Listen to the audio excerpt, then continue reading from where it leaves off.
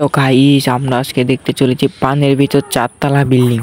আমি হাত দিয়ে হাঁটতে হাঁটতে পিছনের দিকে চলে যাচ্ছি, দেখতে থাকেন।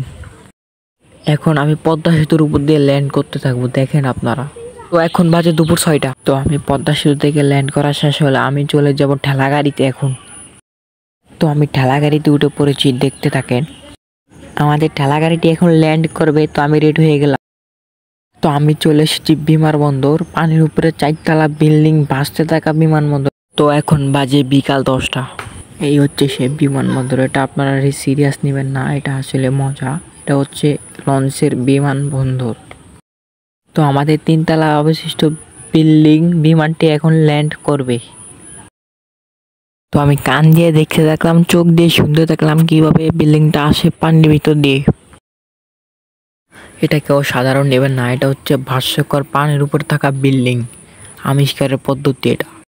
বিমানটি এখন বিল্ডিংটি এখন ধাক্কা দিবে আমাদেরকে। তো আপনারা যারা এই বিল্ডিংটি দেখছেন, এই বিল্ডিং এর ধরন ক্ষমতা আছে 239 জন। তো অবশেষে আমাদেরকে ডুসটা দিয়েই ফেললো।